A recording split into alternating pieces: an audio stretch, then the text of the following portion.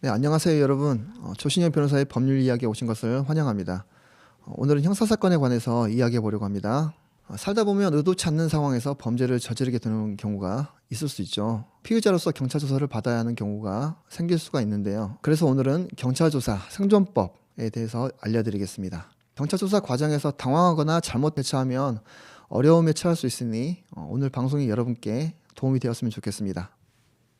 혹시 경찰로부터 소환 통보를 받아본 적이 있으실까요? 형사사건에 얽히게 되어 경찰 조사를 받아야 하는 경우를 생각해 보겠습니다. 경찰로부터 소환 통보를 받게 되면 기분이 어떨까요? 정말 대략 난감합니다. 걱정되고 불안한 마음이 들죠. 보통은 불안하고 당황스러워서 정말 우왕좌왕하기가 쉽습니다. 하지만 어려운 상황이더라도 당황하지 않는 것이 중요합니다. 차분히 대응하시면 길이 보일 수 있습니다. 지금부터 그 방법을 알려드리겠습니다. 첫 번째로 해야 할 일은 메모입니다. 전문가와 상담을 하거나 잘 아는 사람에게 물어보시더라도 효과적인 상담을 하기 위해서는 먼저 사건을 정리해 보아야 합니다. 사건 정리가 잘 되어 있어야 효과적인 상담이 가능합니다. 메모가 잘 되어 있으면 효율적인 대응 방안도 마련할 수 있습니다. 그러면 메모는 어떻게 해야 할까요? 어렵지 않죠. 바로 글쓰기 원칙입니다.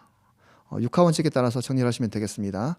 누가, 언제, 어디서, 무엇을, 어떻게, 왜.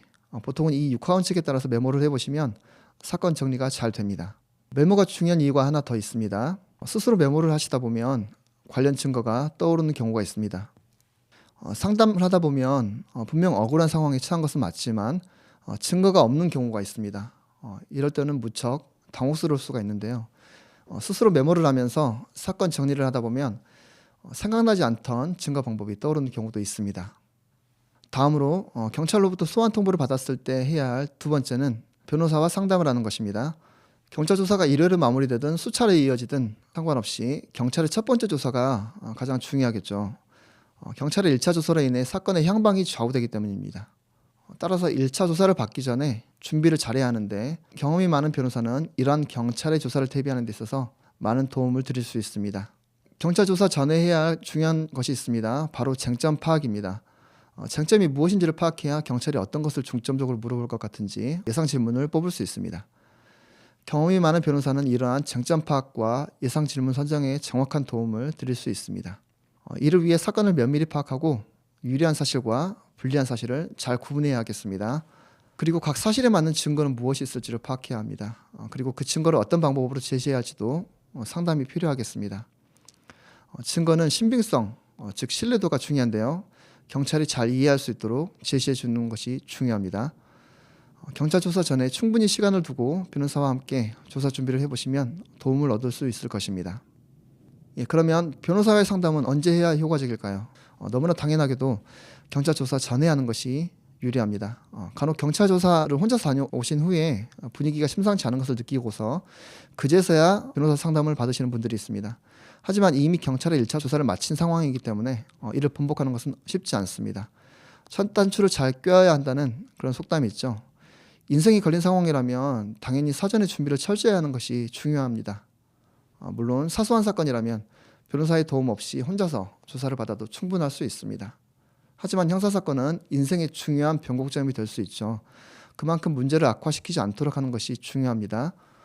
따라서 변호사를 꼭 선임하지 않더라도 경찰 조사 전에 변호사 상담을 받아보시는 것을 추천해 드리겠습니다. 이제 실제로 경찰에서 조사를 받는 요령을 알려드리겠습니다. 경찰 조사는 크게 두 가지 단계로 나눌 수 있습니다. 바로 피의자 신문 과정과 조서 열람 과정입니다. 피의자 신문은 경찰관과 묻고 답하는 과정이고 동시에 경찰은 이를 조서로 작성합니다. 흔히 드라마에서 보는 것처럼 경찰이 신문사항을 타이핑을 하면서 신문 과정을 진행하게 되죠. 진술 시 주의할 점은 침착함을 유지하고 모호한 답변을 피하는 것이 중요합니다. 무엇보다 경찰이 물어보는 것을 잘 들어야 합니다. 경찰이 묻는 것에 맞는 답변을 하는 것이 중요합니다. 간단한 것 같지만 쉽지가 않습니다. 경찰서에 가면 분위기가 어떨까요? 분위기가 적막하고 압도되는 느낌이 있죠.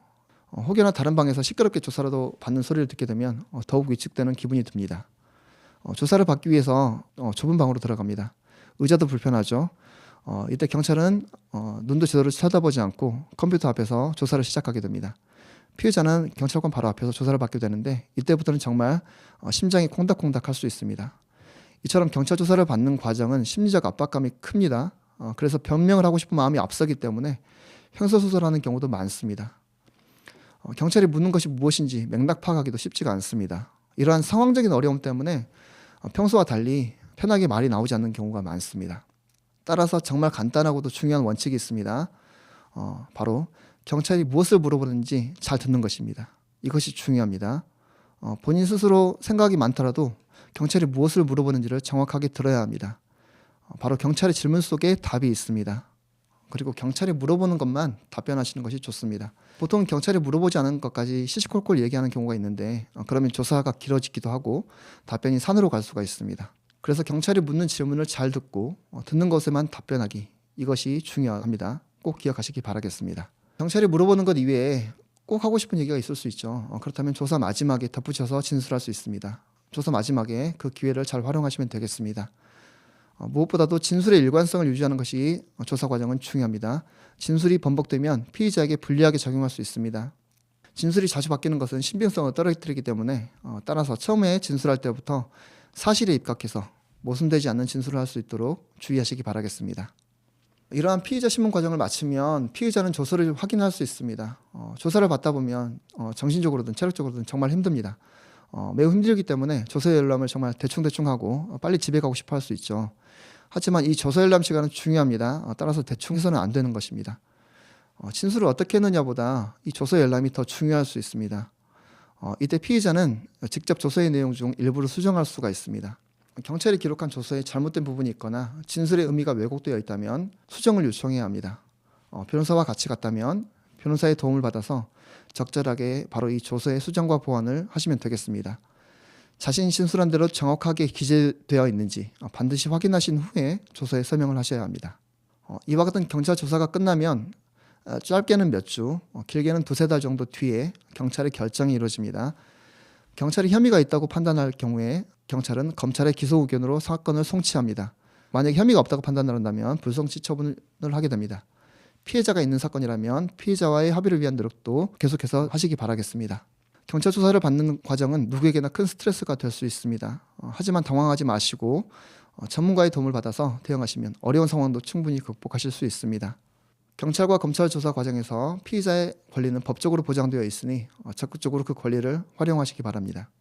무엇보다 초기 수사 대응이 중요합니다. 경찰 조사이든 검찰 조사이든 판단의 주체는 수사기관이 있긴 하지만 결국에는 사람이 판단하는 것입니다. 얼마나 합리적으로 근거를 제시해서 수사기관을 설득할 수 있는지가 해결의 실마리가 될 수 있습니다.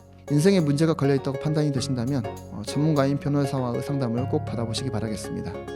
오늘 방송에서는 경찰조사 생존법을 알아보았습니다. 지금까지 형사전문 변호사 법률사무소 약속의 조신현 변호사였습니다. 감사합니다.